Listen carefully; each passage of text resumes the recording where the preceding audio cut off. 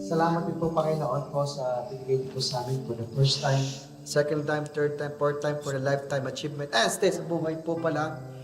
Salamat po at lagi niyo po kami pinalalakas po at matatag po kami hanggang ngayon po. Nakatayo pa rin po kami.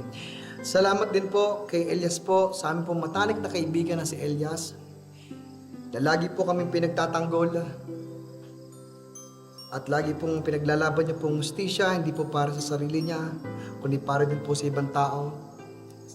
Lord, sana po lagi niyo po siyang gabayan at gabayan niyo rin po ang nanay niya, si Nanay Alma.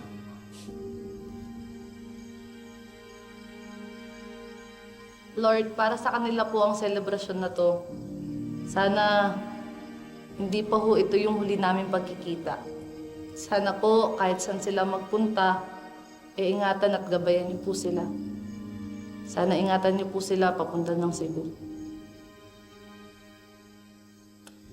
Lalo niyo pong gabayan po ang aming pong matalik na kaibigan na si Elias. Dahil napakarami pong babae po doon na chicks. Talaga pong bigyan niya po siya na maging matatag dahil po napakarupok po niya. Yes, Lord. Maiwasan niya po ang tukso. In Jesus' name! Amen! Yes, pray kita. Yari ka saan, brother. Uy, baka hindi na kayo magkita ni Elias. Aalis na pala siya. Okay lang yan. May panahon pa naman. May oras pa ako. Sabagay. Oh, bago magkaiyakan na kain na. Sige na, kumukuha na rin kayo. Kain na. Dito. Asan? Wow! Baka ako plato to. Sarap eh. Sige lang, kumain pa. Ng pansat nga ito, Daniel. Solid. Kainin niyo yung pansat. Gusto niyo yan.